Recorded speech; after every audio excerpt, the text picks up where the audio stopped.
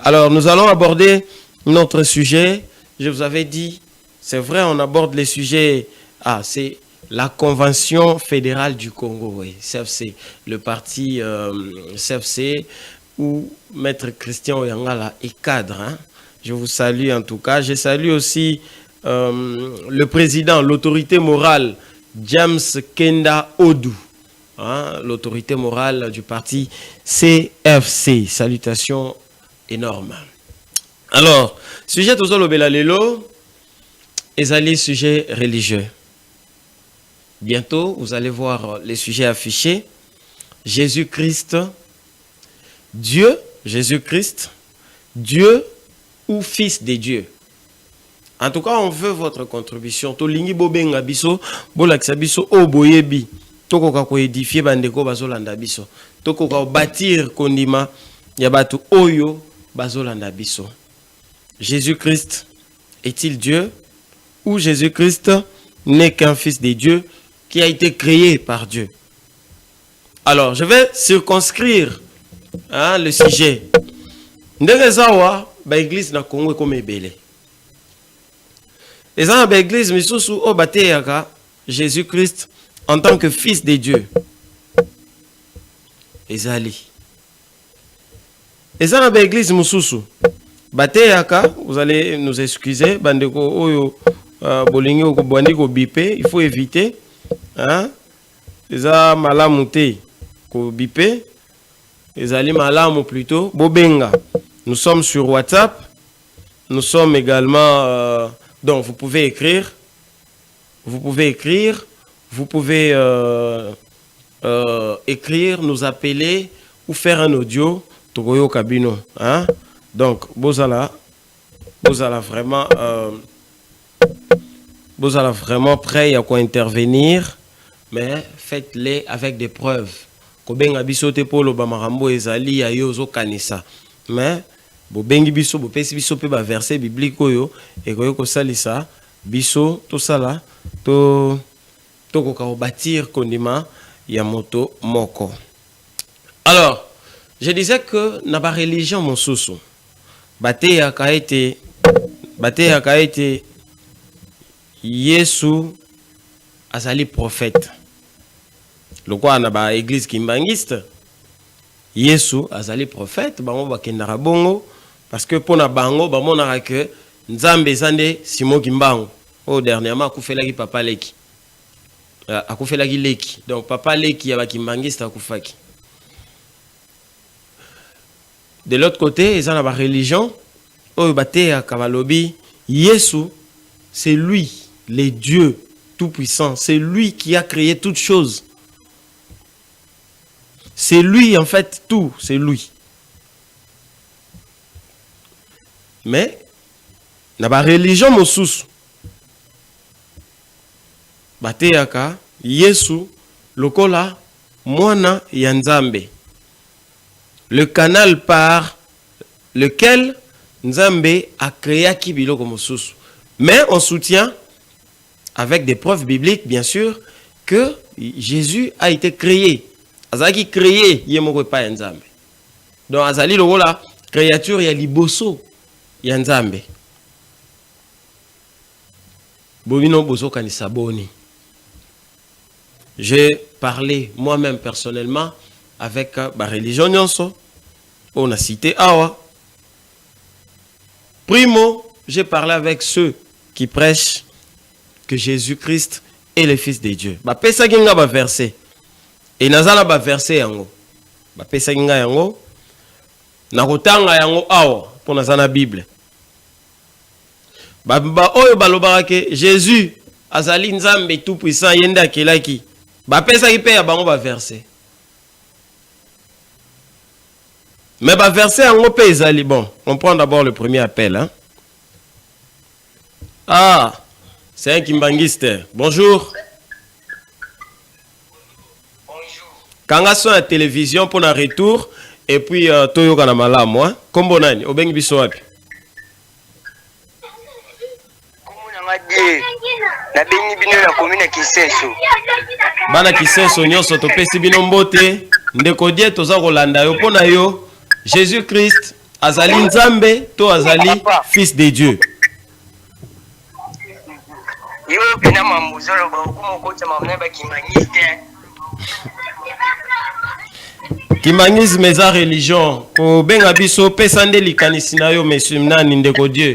Pesa likanisi na yo bandeko balanda ba religion nyonso toza na droit ya ko citer yango sans ko banga religion moko. Voilà.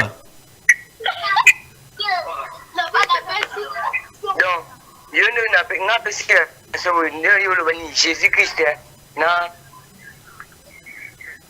Jésus Christ aza nzambe to aza mwana ya nzambe. Makanisi ya bino eza nini?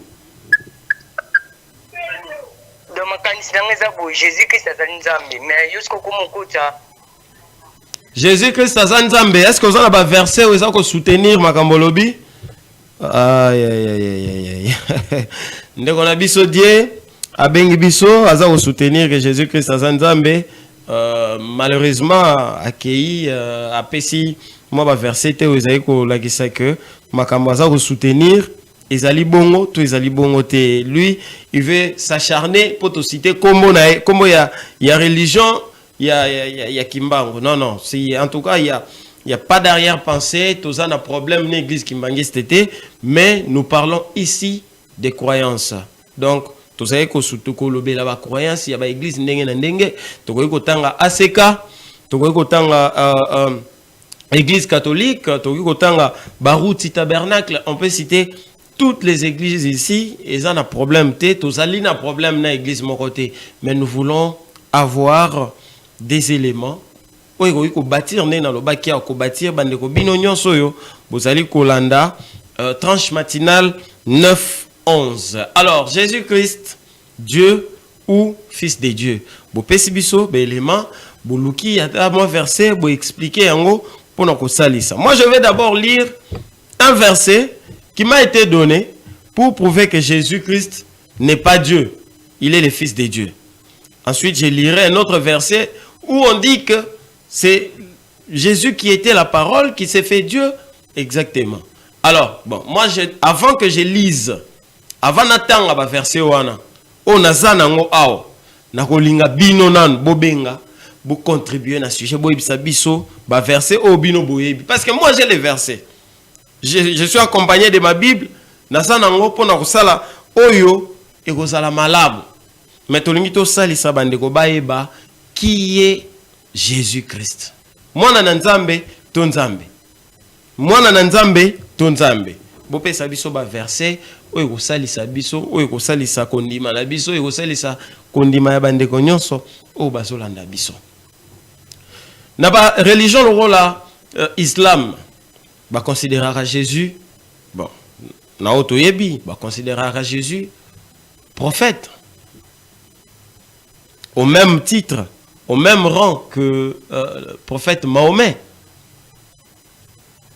Mais est-ce que Eza Bongo, est-ce que la Bible dit que Jésus-Christ est prophète ou il est fils de Dieu tout court ou il est Dieu? En tout cas, nous attendons vos appels. Bobenga biso, bo contribuer à un sujet oyo, koyo ka sonité, salé la biso audio, salé la biso SMS ou bien benga biso na WhatsApp ton appel normal tozali wana toza kozela makanisi na bino. Alors eloko wana kaka juste cette question là c'est que diviser ba chrétien to ba o ba sambelaka bato ba sambelaka juste cette question et ezombona na que boyoka ni pe ezate entre ba religion et belé. Pourquoi? Kondimeza mon côté. Or, la Bible dit que esengeli kondimeza la moko pona bana nzambe moko. Soki nzamba za moko. Esengeli kondima na biso nyonso za la moko pona boyoka neza. Alors ce pour kondima na biso za moko te bande ko bozo biper, arrêtez de biper. C'est un sujet vraiment délicat, nous voulons vous écouter. Botika o biper biso. En attendant, nous allons souhaiter un heureux anniversaire à la Fondation Fachi Evolution. La Fondation Fachi Evolution qui a totalisé 5 ans 5 ans depuis sa création. Donc, nous souhaitons un heureux anniversaire à la Fondation Fati Evolution qui a totalisé ces 5 ans le 1er juillet dernier. On salue aussi la bienheureuse Thérèse Lelo Minou qui nous suit depuis sa résidence quelque part. Yende Azali, initiatrice, il y a Fondation Fati Evolution, mais après c'est un cadeau. Le président de la République, Félix Antoine Tshisekedi Tshilombo. Alors, le 1er juillet, au Eleki, 5 ans et Koka Kibongo, de célébrer qui en Kitoko Izagi, l'ambiance ya Rosaranate, la résidence, et pas ya Mokondi. Maman Thérèse Lelo Minou. En tout cas, et pas naïe, Soko Simbi Fati, au Koutanande, na Maman Thérèse, héroïne de l'Ayo, Makasi. Alors, on continue cette étrange matinale. Nous étions en train de parler, ou nous sommes en train de parler de Jésus-Christ. Est-il le Fils de Dieu ou alors c'est le Dieu créateur? Bobenga biso, boebisa biso bandeko. En attendant, nous allons repartir du côté de la régie. Le temps qu'on souffle un peu, je vais demander expressement au Réal Pius Chimanga tout ce qui a sujet bongo comme ça bandeko. Raisonner, nous sommes avec vous jusqu'à 11h. Jusqu'à 11h15, la tranche, c'est 9-11, de 9h à 11h. Voilà, nous sommes en train de continuer. Nous parlons de notre sujet, Jésus-Christ, Dieu ou Fils de Dieu. Vous avez sûrement des versets, vous avez sûrement un avis à émettre. N'hésitez pas, faites-nous un message, faites-nous des audios, appelez-nous, nous allons suivre et peut-être que bâtir la foi de ceux qui nous suivent. Bande Kobozoa, tant il y a qu'à recharger, méga, pour recharger, unité, bobenga, pour nous dire, c'est quoi en fait la vérité. Vérité zawapi. Wapi vérité, vérité zande wapi. Est-ce que ezakaka eza wapi? To senge ko za na vérité moko, o to senge ko ndima biso nyonso toka bola yango. Bandeko ya EUPC bozolanda biso, to pesi bino mbote de partout vous êtes, de partout où vous nous suivez. Bobenga biso en tout cas, bopesa matière, bopesa ba plan, bopesa matière. Toyeba comment est-ce que nous pouvons nous comporter?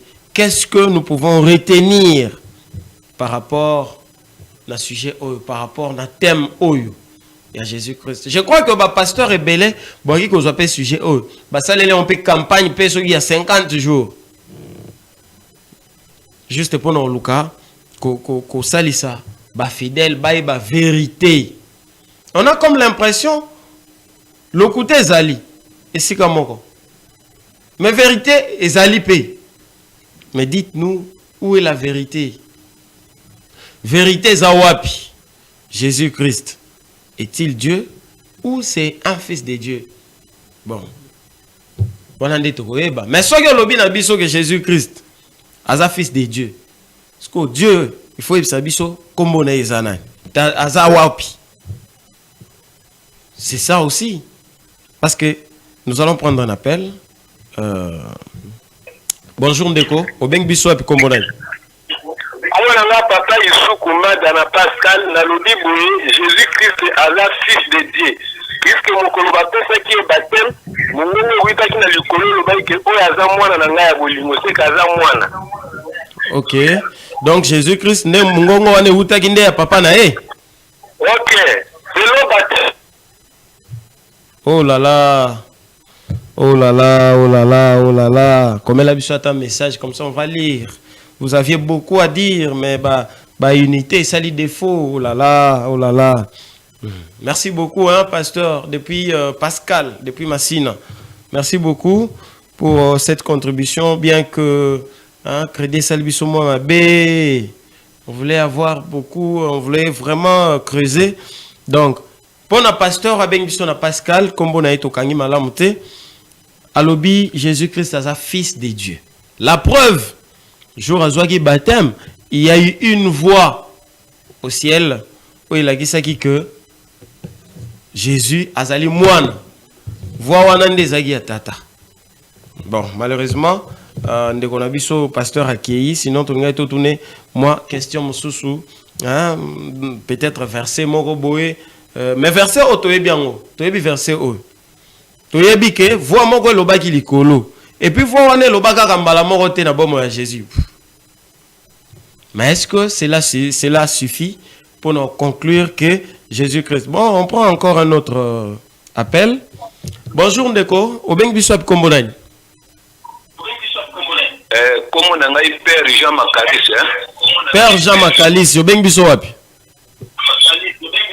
Na bengi bibi no tout justement na Nsele, na commune, na Bibwa. Na Bibwa, Père Jean Makalis, kitsa moi volume à TV. Si j'ai nabi soto ngi toyeba Jésus-Christ azanzambe, toi azamona nzambe. Oui, ya mwana na bengi bino na un prêtre. Ah, vous êtes prêtre, oui. OK. Yesu azali mwana nzambe, azali nzambe te. Ya mwana mofuse bandeko oyo balobaka ki Yesu azali nzambe, ezali ba erreur grave. Puisque c'est biblique, Jésus azali fils de Dieu, mutindami ya nzambe. OK. Donc nzambe azali à part. Est-ce que nzambe ngo loko apesa mwana ne kombo? Est-ce que yemo pas za na kombo toté? Non. Ye abengami na ba kombo ebele parmi ba nini ba langue parmi ba bikolo na biso ndenge tozobenga moto na nkombo ya nzambe. Français balobi Dieu. Na lingala balobi nzambe. Oloki na ekonda babengi oloki okeli na batusa babayaka baza na nkombo na siko sokobeza na nkombo ni Français balobi Dieu. Siko na mbe bakoloba ni jaji.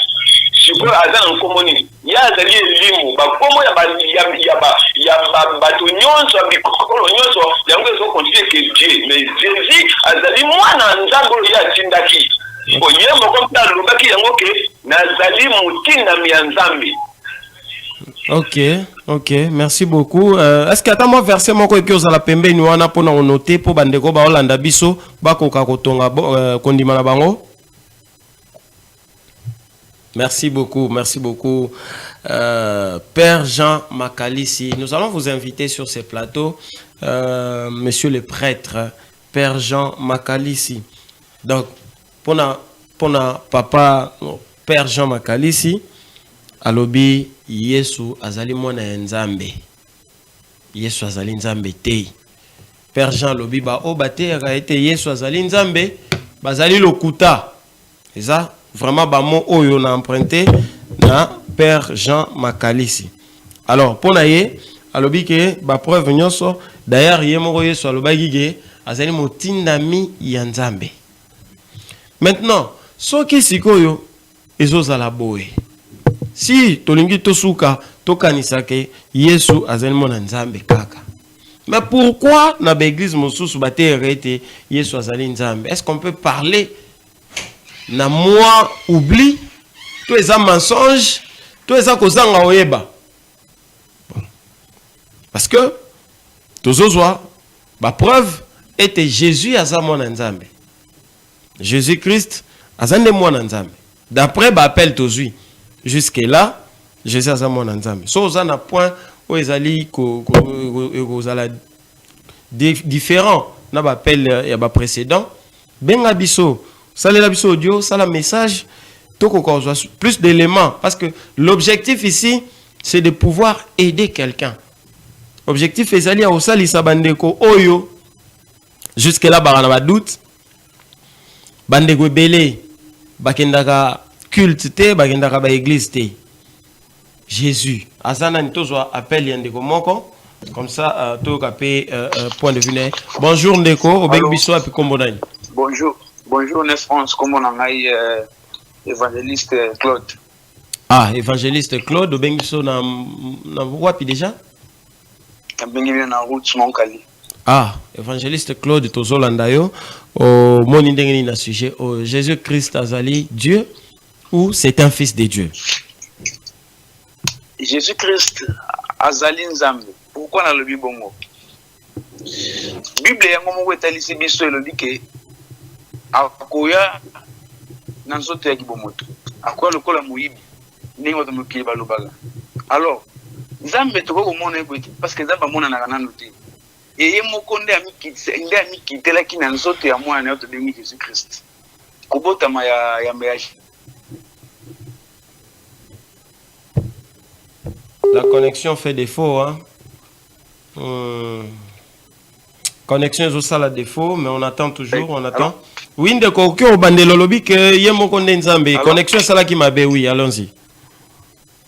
Oui. Yemo konzambe, Dieu lui-même, yemo ko Jésus qui t'a dans nzoto ya bomoto. C'est-à-dire, yemo toko komona été. Yemo toko komona été. Alors, na c'est parvenant qui ko kita na nzoto ya Jésus-Christ. Jésus soit dans Zambie en fait. Jésus soit dans Zambie. Tout ce qui a vu au stolo, Jésus soit dans Zambie. Il moko lui-même en personne. Na be fait na ba acte tout en éco sala. Lui moko Zambie. Ok. Mais est-ce que ndeko loko za évangéliste si comme mungongo oyo bimaki likolo ezaki mungongo ya nani? Atika kindambu kuna ezaki ndeni? Ezaki mungongo ya nani? Déjà avant Jésus-Christ, mungongo ne kitaki ezaki moko ndama va kota na nzoto ya Yesu yemoko. C'est-à-dire que déjà mungongo wana nde les jours Zambie mo amileta ki na nzoto ya Jésus. Ah bon? Oui, donc on a dit mon moi les mots dans les mêmes jours wana. Après avoir koloba ngo yemo directement parce que avant wana Jésus avant son baptême, azata action à salagati. Comme tout le monde c'est normal, même l'église en a côté à ti. Déjà era que son baptême azubo moya sikande mongo elobaki à partir de moment des zamba qui t'a directement en Jésus qui t'a la molimo jusqu'à la fin à kufara zumsa molimo. Voilà, c'est ça. Mais eza mbala kaka wana tende mungongo utaki likolo eza na mbala mususu pe o Yesu akende ko sambela na ngomba bila koma ki rouge soki rouge boya koma ki pembe makasi mungongo elobaki lisusu to loba lisusu nini? Non, mon mungongo elobaki eza ba miracle ya Nzambe yemoko. Toujours tout on a miracle ya Nzambe yemoko. Nzambe aza kwa mtu sana makina mai na mai en fait. Tout on a miracle ya Nzambe. Ba acte tout ils ont d'ako poser toujours yemoko Nzambe. Merci beaucoup. Est-ce que ça un verset moko toki ko retenir pour nous sali Satan de komoko? Est-ce que zali? Ah. Merci évangéliste Claude qui nous a appelé depuis la route Mokali ezana Kimanseke pour na bat baebi Kinshasa te ezana Kimanseke hein na Chango. Donc eza na saut de mouton ya Pascal entrée wana ba benga ngo route Mokali. Sûrement bengi biso à partir à kuna évangéliste Claude pour na Alexis que Nzambe azali hein Jésus-Christ azali Nzambe. Azali Nzambe et que jour azwaki baptême de mongongo wana mongongo wana après koloba et quitter la qui et puis fin cop malamo Nzamba kiti na mabele. Merci beaucoup évangéliste Claude pour na appel na yo pour na participation na yo na émission ya lelo. Je sens que ça commence à chauffer, je sens ça commence à chauffer mais vérité eza wapi vérité tozali cause la appel na bino nous avons besoin de plus d'éléments. Oui, au salake, to étaler vérité na mission ya batonyonso. Hein? To loba o izali bosolo pour na ko salisa bandeko. To zo appel mususu hein? Ya ndeko o abengi biso. Mbote ndeko bengi biso wapi? Abengi bino uta komina Kimanseke. Komina Kimanseke, kombo nani? Kombo la frère Juda. Frère Juda. Oui. Et quand on a sur la TV, hein, sur la télévision, s'il te plaît. Oui. Oui. Alinina intervenir un peu par rapport à j'ai toujours développé. Jésus-Christ est Dieu ou le Fils de Dieu. Oui. Il y a plusieurs versets qui montrent que Jésus-Christ est Dieu. Dans Coupé Sabiso, Colossiens chapitre 2, le verset 9. Il dit quand en lui habitait complètement toute la plénitude de la divinité de Dieu. Colossiens chapitre 2, le verset 9. Il dit toute la divinité habitait en lui.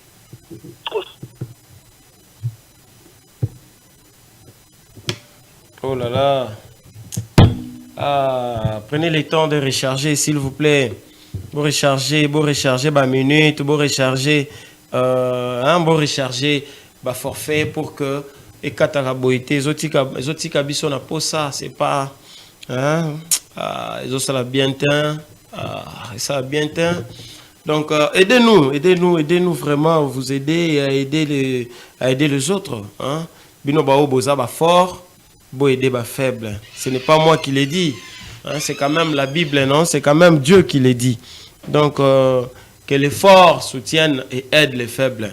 Hein, merci beaucoup à Steve Kikomo qui est toujours avec nous et qui nous fait des signes. Awa, Yegutazata na verset. Mais donc, frère Judas. Non, je ne savais pas qu'il y avait encore des frères Judas. Ah, merci beaucoup. Merci, frère Judas. Hein, merci de nous écrire. Merci de nous appeler. Alors, il y a Pessi, verset Colossiens chapitre 2, verset 9. Alors, là encore, il y a à boire et à manger. Je sens que ça commence à noircir. Et comme il avant que Tokende reçoive une autre chanson encore pour nous recevoir ça biso, pour recevoir ça bino bazolanda biso. Tozali ko luka ko hein kozwa plus d'éléments pour toyeba nini senge to kanga nini senge to retenir. Qu'est-ce qu'on doit retenir? Est-ce que Jésus-Christ est Dieu? Est-ce que Jésus-Christ n'est pas Dieu, mais plutôt Fils de Dieu? Alors, nous avons jusque-là eu des appels, mais un seul verset, Colossiens chapitre 2, verset 9, on de quoi a expliqué, mais malheureusement, bah minute nae et Sili. Nous sommes aussi sur WhatsApp. Le même numéro, vous pouvez l'appeler aussi sur WhatsApp.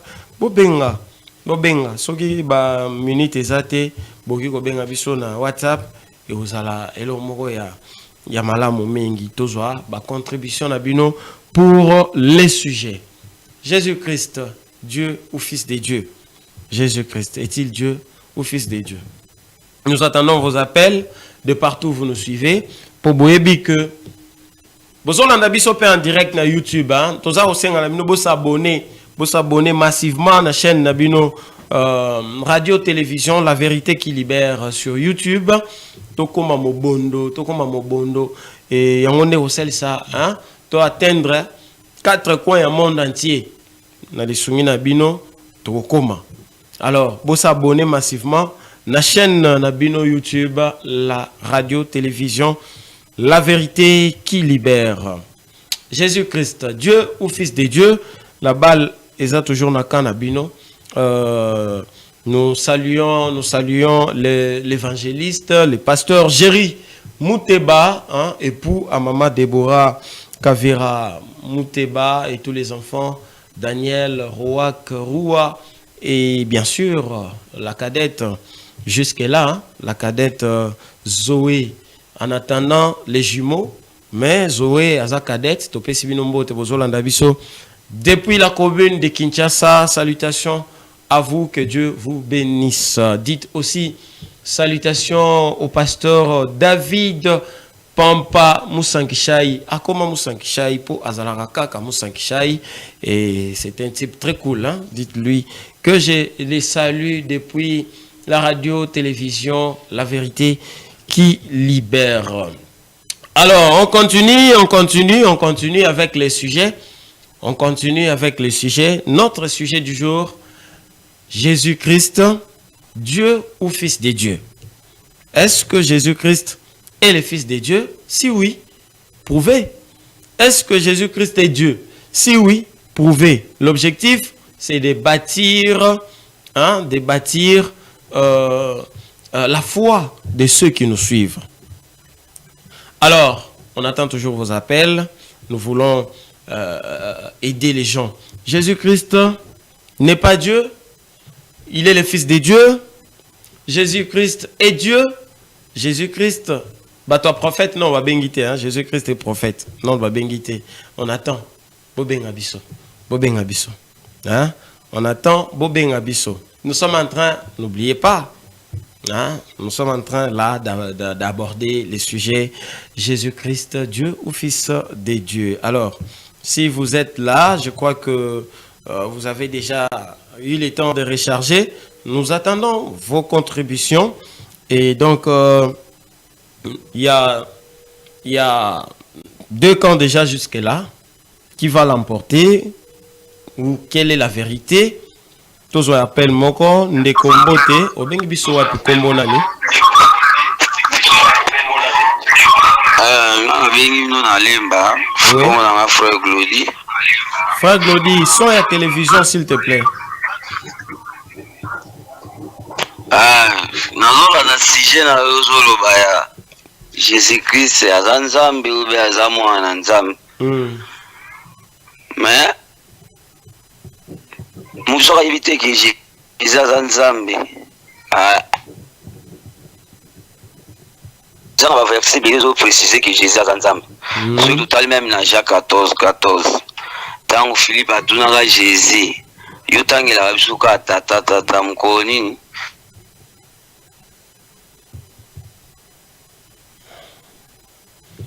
Frère Glody, oh là là, Frère Glody a go bandé l'appel. Bonjour Ndeko.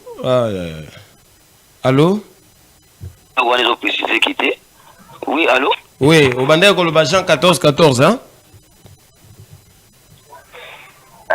Il y a un autre plus, dans toute la place, oui, Jésus, ça va dans Nzambe, il va dans moi, Nzambe. Oui, Tozolanda.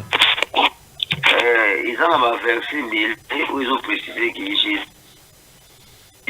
aza nzambe et puis aza mwana nzambe abengami na kanini abengami mwana nzambe ndenge abotami na mosuni po soki akitaki moko boye bato banga bandima ete banga bamoni kwa magicien moko boye kwa motu moko boye mais ntango abotami na nzela ya motu po ya komelakisa te ye wana se transmettre abotami na nzela ya motu nazalaki olandi na motu.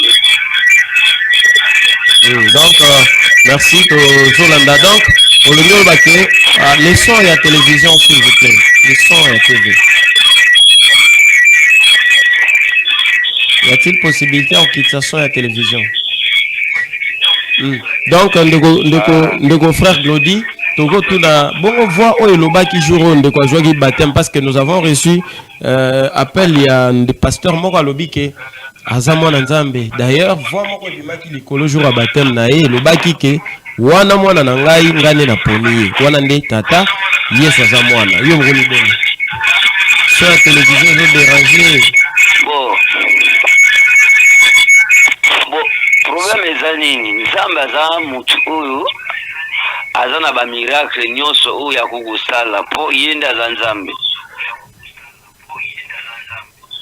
Toujours moi na même pas ba soto kiena makamba mukili nganga ko c'est ba tawa ba science ba transmettre ma mwibele bosku pona ni te Nzamba ko lungwana soto tali na ba siri ya ba Bible ya kalende ba bandai kusanzamba yaki na ba siri ya ba Moïse asala ki toujours ba miracle yo anagandi azo sala ba miracle izo kindaka kaka.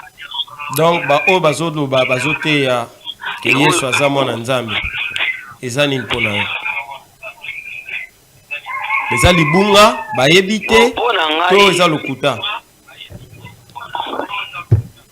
Bon pona nga eza libunga po mutu soka yebi Bible bosindo akoyeba kite Yesu aza Nzambe précisément aza Nzambe yo ananda osa miracle ya bunzambe na ye. Merci beaucoup. Donc eza bunga. Merci frère Glody obengi biso à partir ya Kimbanseke hein. Merci frère Glody obengi biso à partir il y a commune il y a Kimbanseke ponaye Jean chapitre 14 verset 14 pardon il y a on eza kopesa ye ndimbola ya kondima ete Yesu azanzambe mais alobi nzambe azana ba ndenge belé au sala miracle sûrement ça qui miracle ndenge bato ebele bazali ko hein bato ebele bazali ko bakoyi ko sala ba miracle lelo banganga ba magicien tout ça il y a kanisi que nzambe pe to Yesu azali nzambe yango asalaki pe bongo Donc, Yemoko, Ami Kaboli, Aena Mabele, Ndambu parti Mosusu, Etikali Nalola. Ok, on va continuer. Bondego bozo bipé tozo aborder sujet religieux hein. Soko lingité aux oies délivrance. Hein? Le numéro avec 526 au bipé biso trop. Hein? Arrêtez de nous biper s'il vous plaît. Arrêtez, appelez si vous pouvez, mais si vous ne pouvez pas, vous pouvez écrire un message. Autant abino. Soki botan beaucoup message te boana WhatsApp. Vous pouvez quand même laisser un audio ou bien bobengi na WhatsApp carrément. C'est pas bon de biper, c'est dérangeant. Hein? Ce n'est pas bon. Alors, tous ceux qui appellent à bandego boana ba crédit belé ou musala na ngwezaka kofinga. Arrêtez s'il vous plaît. Ce n'est pas poli. Hein? Nous sommes dans un lieu public. Ce n'est pas poli. Alors, nous continuons. Jésus-Christ est-il Dieu ou c'est un fils de Dieu? Nous allons lire un message nous envoyé par Jerry Mouteba. Nous allons lire le message. Il dit, c'est Jerry Mouteba qui dit, Philippiens chapitre 2, verset 5 jusqu'à 8, la réponse à la question, Jésus-Christ est Dieu. Ah, on est à catégorique, il n'y a pas de... Mais merci beaucoup.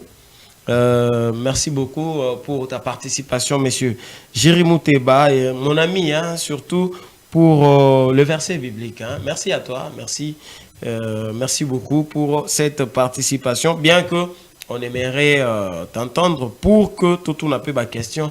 Pour profiter na yango. Alors, on continue. Qui est Dieu? Pardon, Jésus-Christ, Dieu ou Fils de Dieu? On prend cet appel.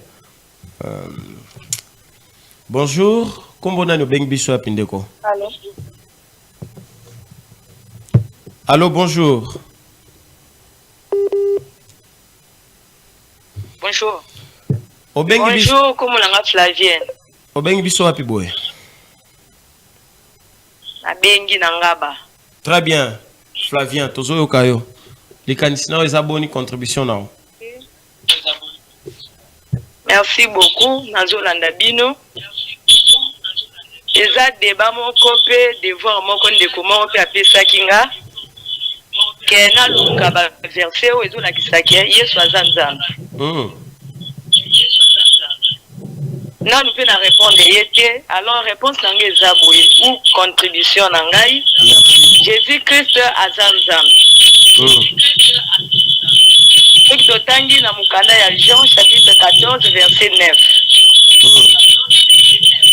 Tangi na Matthieu chapitre 3 troisième verset. Télévision na yo okanga son hein. Ça il faut bien. Ah. Oui. Jean 14, 9. Matthieu chapitre 3. Papa. Tozolanda.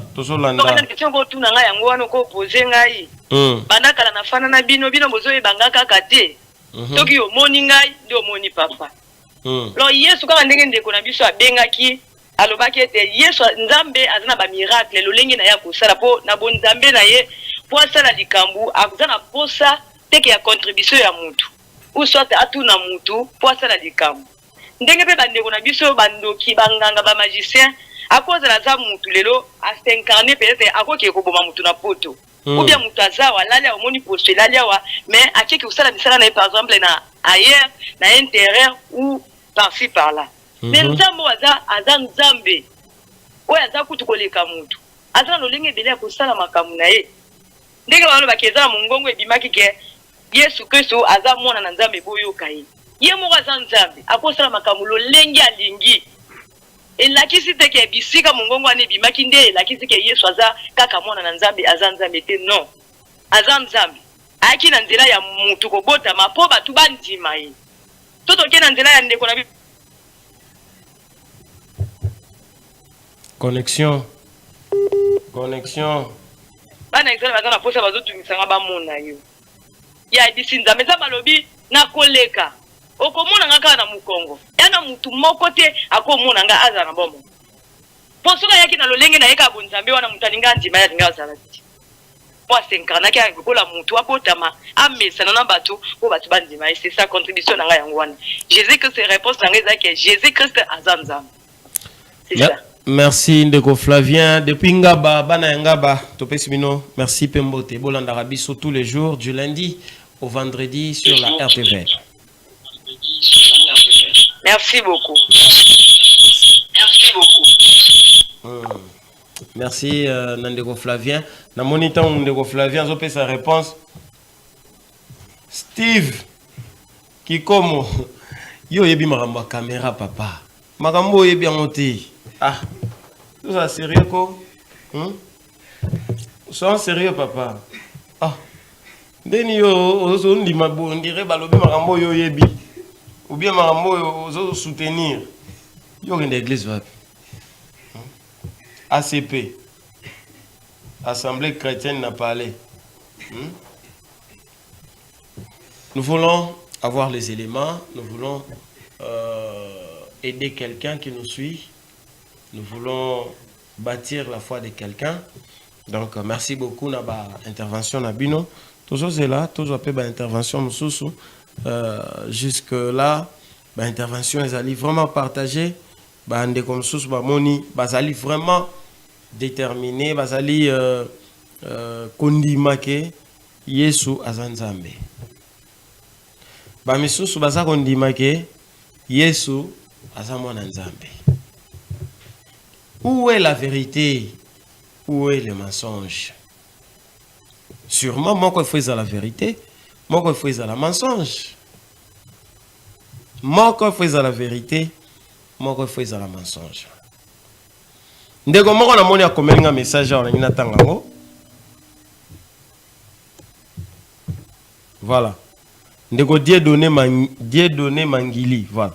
Akomi boye Jésus-Christ aza mwana nzambe.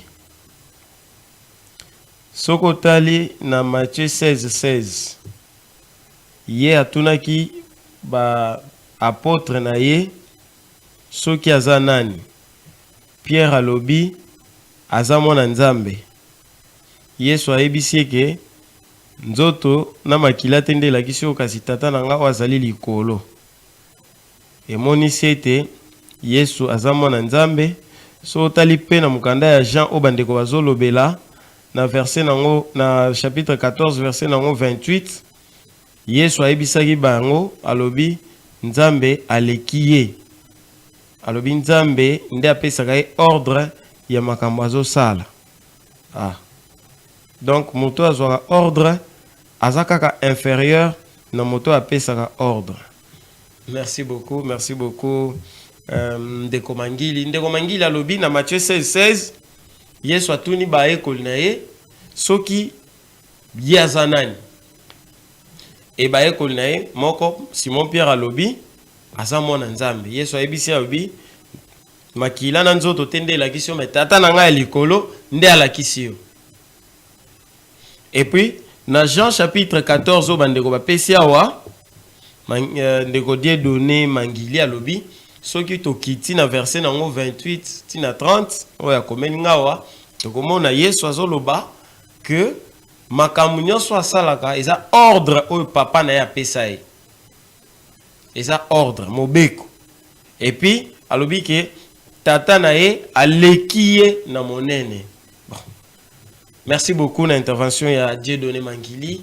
Tolingi tozwa intervention msusu avant tokende peut-être pour la dernière fois na régie kosenga eloko msusu oyo sala biso plaisir to éviter mais tolingi tozwa nano intervention mosusu awa epai ya bandeko bino bozai kolanda biso lelo bana changu c'est bon bana ya Moamba oui Moamba babengi jusque là bana ya Lukunga non babengi te bana ya Lukunga bozali wapi na Lukunga ba chrétien bazate bato nzambe bazate na Lukunga.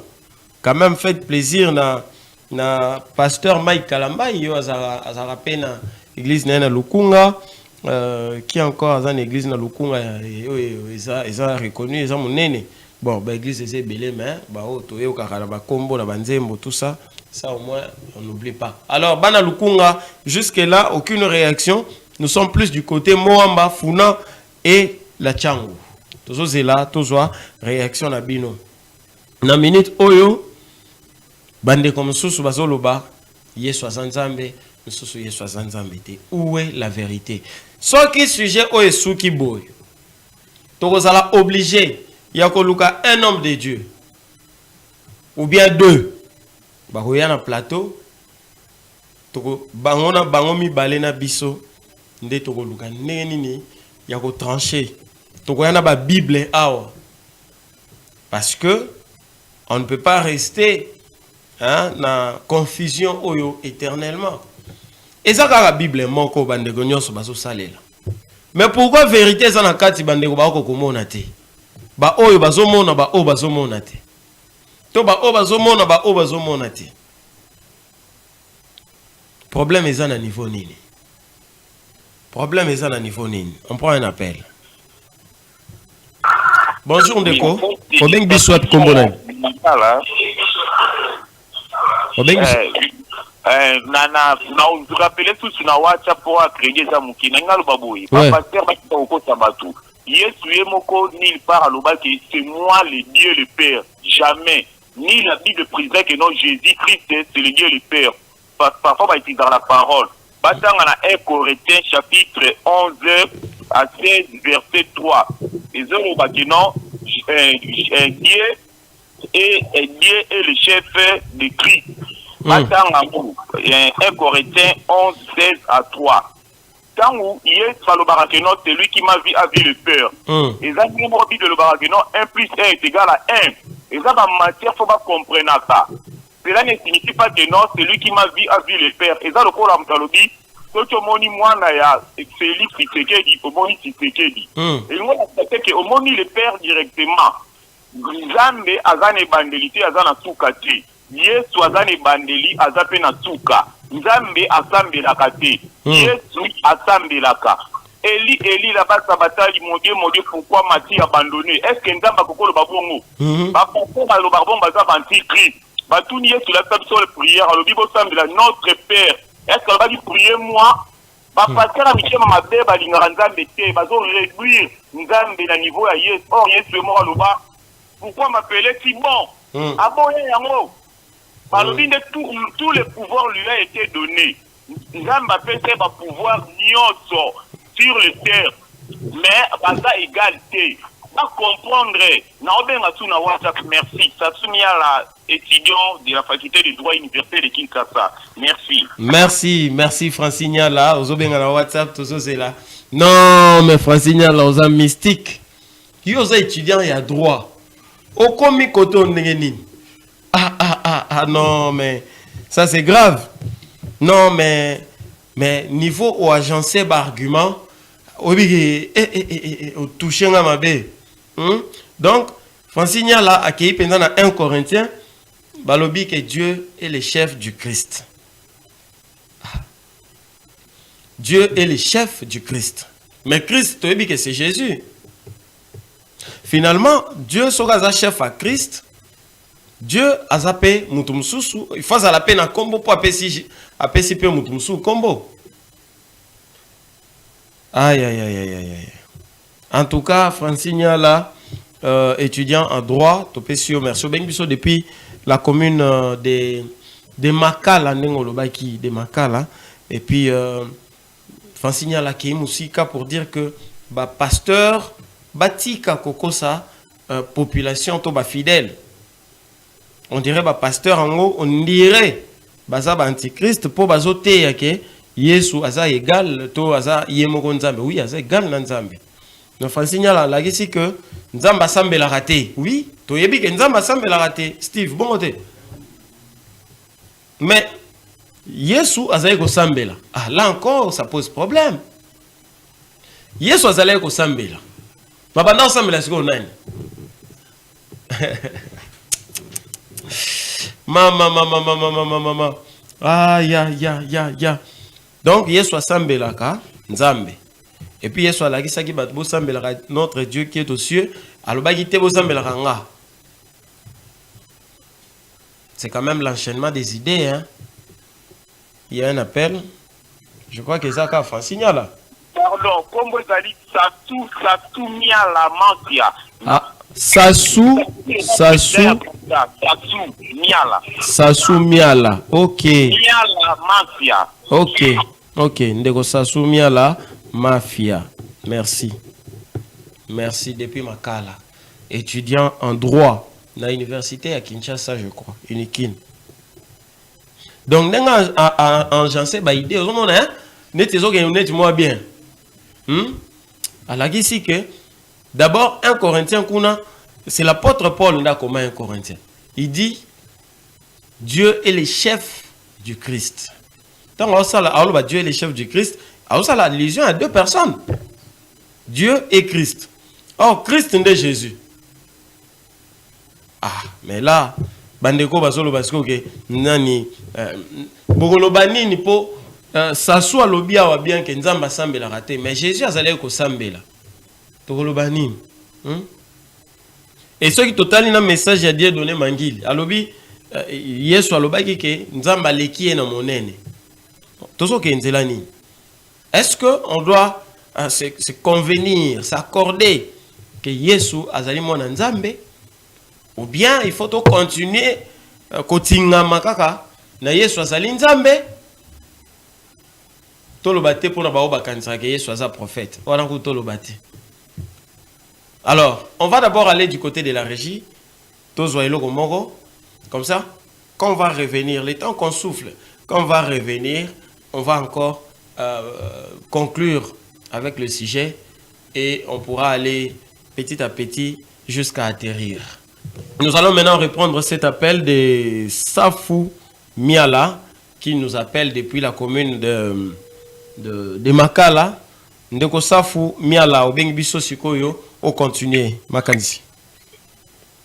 Oui, Sassou Miala Mansia. Oui. Sassou Miala Masia, oui. Ndeko Sassou Miala Masia. Mais Babou, Moko, bien que nous pourquoi étudiant à 3 à côté Makamo. Non, ça c'était juste pour rire. C'était pour rire.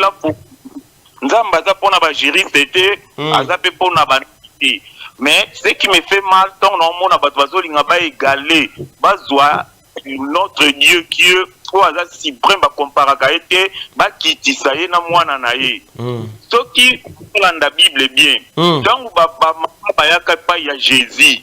Ba yo ba ne que non Motei mala bon maître bon mais pourquoi m'appelait-il bon azako boya ko kanisa ye na tata na ye oyebi ke bazaba tout mibale mon pasteur ba ko sarabiso na ba G on a dit c'est lui qui m'a vu a vu le père la parole s'est transformée comme chair ba yebi bien que non tangu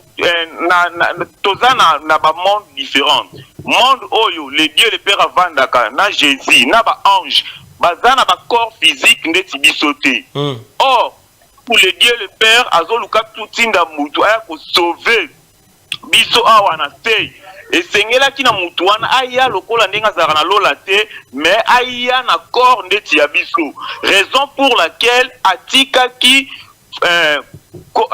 forme oyo bazalaka nango na lola selon ba parole na biso nde tolobaka aye siko na forme physique oyo biso tozala nango na monde na terre oyo ba pasteur batika ko confondre malanda nzembo frère moko ayembaka même pour na kotinda Jésus Dieu avait demandé nani andimi akende ko sauver est-ce que biso tozalaki pichu mwanza vous comprenez les 24 vieillards ange bazalaki belé Jésus Christ na pas ya tata na moi mais c'est nandimi na kufa pona bango nde ayaki ngola sa même kuna bazalaka mibale même pour yona baki nzamba zane bandelita za na suka te Jésus Christ donc ba dia vanda na loboko ya droite ya papa na ye même kuna bazaka mibale baza jamais mutu moko ozomo tant Bible lobaka toko betinga mbata na jeu ya gauche na kotikela o ya droite ngola sani ba développer ngo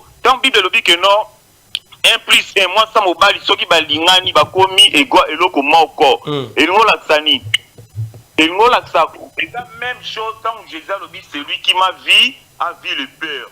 Donc, on a papa to zeloko moko. Ba comprendre on a sens wana. Et non que bazam tu moko. Bible zolo baboui. Oyo andimeli Yesu akomi mwana ya Nzambe. Ndenge moko Jésus-Christ est le premier né de tous les nés, le fils unique de Dieu. Et ça Bible me fait bisoté. Au mona batika ko réduire Nzamba zaka ye moko gloire kembonyo sebongi na ye.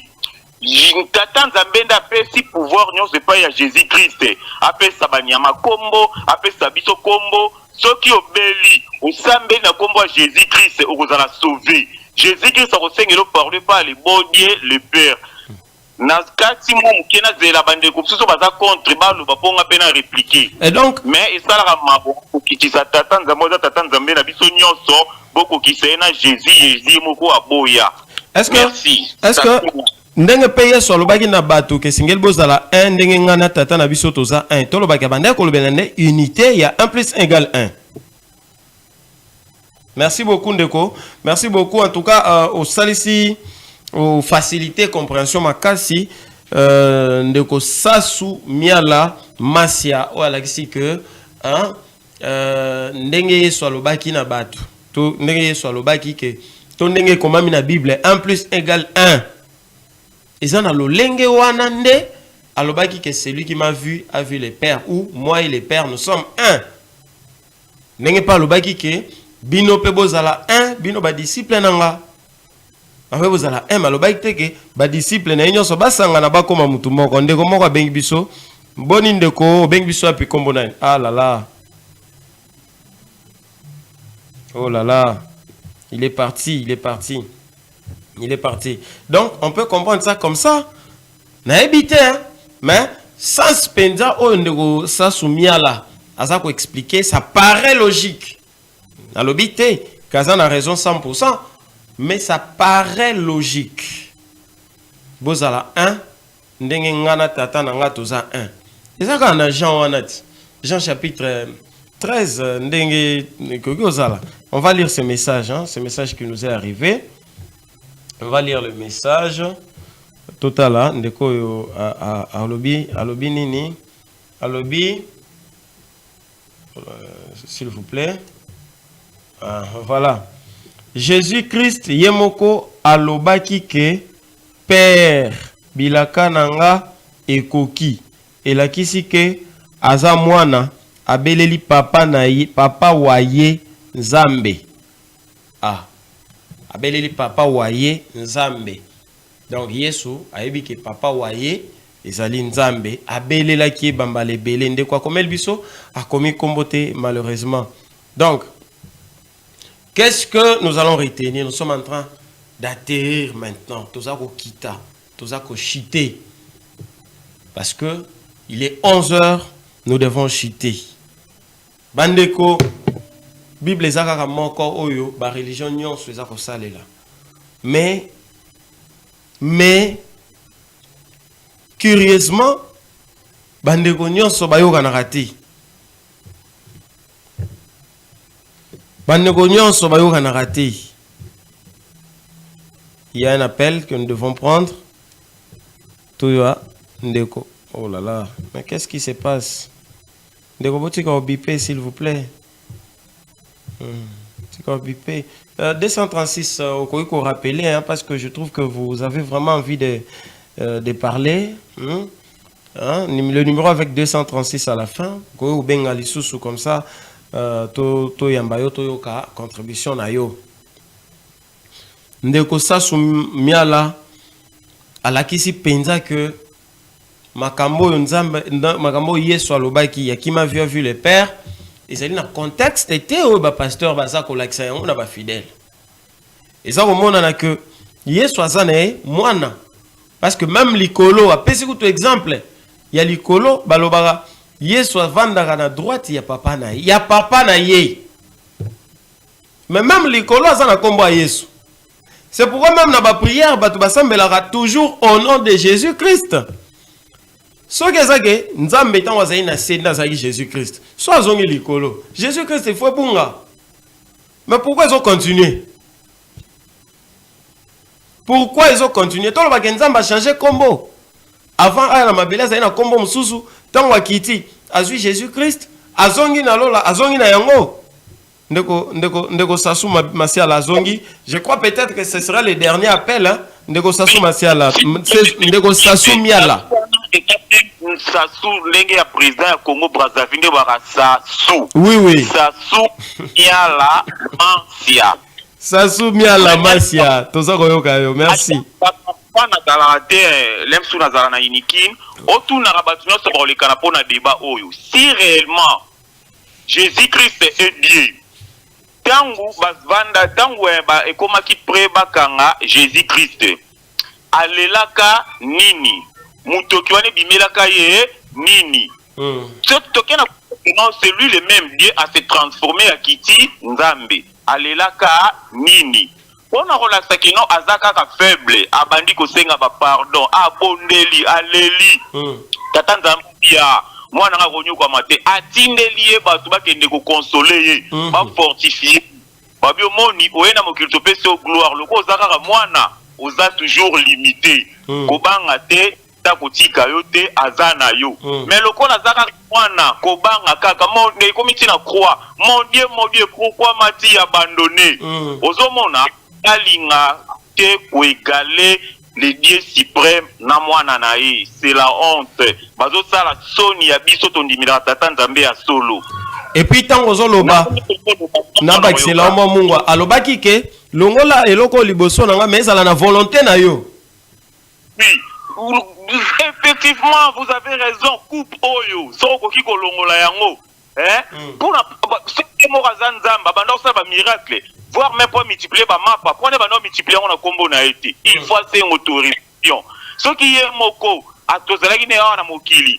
Bisi biso to sambela papa. Nyonso papa. Alors pourquoi bino botikali bolingi bo égaler na papa wana? C'est de la mauvaise de l'utopie. C'est admissible. Hein? Baza te mama lamu bande ko pasteur ata balinga ba bango tata nzamba ngote. Batika ko kitisa ko réduire na mwana na ye. Na bona suki ta tant baye ko pese baloba ba honneur alobi bobenganga bonté exact réservé pour na papa yemoko mais mon ba pasteur église ebandite suki ba kumisi Yesu ko le tata nzambe ezaki mutema mabe merci Sasumia Mantia na pemiso wana c'est bande comme ça ba bengi ndetuko répliquer ils a déjà appelé à souka ko pesa bande ko mbote o ko pesa parce que ils a déjà appelé à souka. Oui, merci. Na pesi non abino mo émission qui toko pour na biso ba traiter ça la resengo ba profane ba émission ba ba sportif les ya biso pe ya boyeza pene lengi na pesi mbote na pila matelo de la forêt Minouche qui souva ba collègue na nganya so ya nikine ba toaze belese pena na pesi na décourager ba ya kofindinga papa avec notre Bernard Ngiangi Mansia merci Sassoumi à la Las Vegas Elohim Giovanni Semia Sasuke Teboire Laurence. Merci. Ah, merci beaucoup. Sassou Miala Masia Tosepeli Mingi, c'est le dernier appel que nous avons reçu. Et donc, de Sassou, pas mystique. Merci. Parce que Yesu, avant ça, le miracle, il y a encore un appel. Tout comme déjà rechuté, bon, on prend le dernier, le tout dernier ingénieur Pius. Bon. Aïe, yatigi na ye akei wana choix ezali susu ti.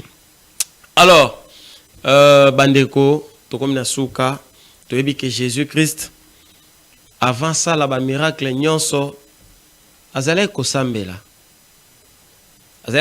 pe mutu moko boye ndeko Mansia alakisi a détaillé non bon de toutes les façons nous voulons aider les gens. La télévision, c'est aussi un cadre pour former. Non seulement pour informer, mais aussi pour former. La Bible, elle est très claire là-dessus. Bandeko. Mutu no mutu.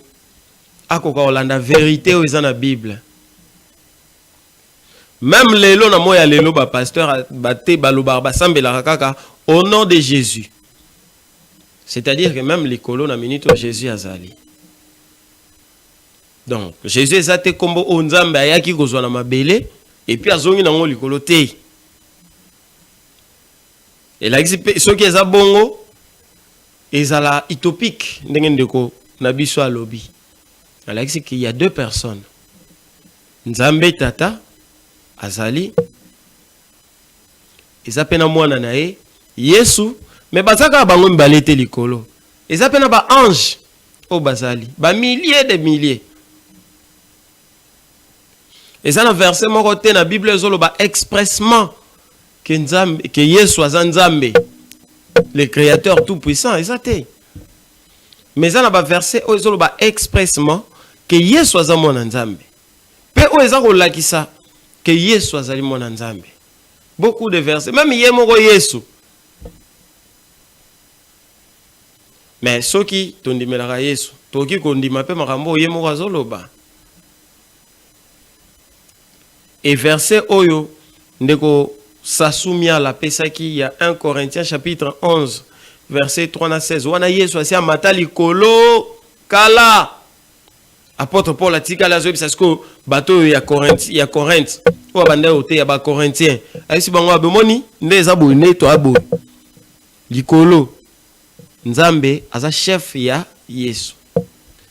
Mobali pas aza chef à moi aussi. C'était en fait ça l'idée. Devons-nous continuer? Yako tinga makaka ke Yesu nde mwana, Yesu nde Nzambe tout puissant? Ou nous devons quand même accepter la vérité de la Bible qui montre que Yesu nde mwana ya Nzambe, nde créature ya liboso ya Nzambe. Bon, de toutes les façons, ma pasteur te dit que tangaka mingi, besoin d'inspiration et tout ça, mais beaucoup kako revoir les sources. Mais si j'ai oyo tosuki awate, nous allons inviter deux pasteurs ici. Je vais chercher même monsieur Sassou Miala aya na plateau na biso to luka pe pasteur moko. Awa tic tac ba verset bimi et puis makambo salemi et vous allez lo moko ya malamu. To comme na suka ya tranche matinale ya mokona lelo. Auto abordaki un sujet religieux. Et ça lui nos plaisir, to sentir ndenge bo participer, to sepelera ndeboe, bo participera toujours na émission na bino, il y a tous les jours na tranche matinale na bino 9-11. Merci beaucoup, to l'exi-moi minute parce que ingénieur plus ça va exceller sur quelques minutes parce que le sujet est là qui est tellement important. Merci beaucoup à Steve Kikomo, merci à Serge Kassongo et Prince Téchic, merci énormément Montréal Pius Smart pour les services rendus. Et pour moi, Médard Elongué, je vous dis merci pour votre fidélité parce que grâce à vous, nous sommes ce que nous sommes. Grâce à vous, nous diffusons et c'est pour vous. Alors, restez-nous fidèles, restez scotchés sur le programme de la RTVL. Bientôt, vous aurez l'actualité au point avec l'infatigable Christian Lissi Kubokulaka. Hein? Vous aurez dans quelques minutes. En tout cas, pour moi, je vous dis bye bye, ciao et à plus.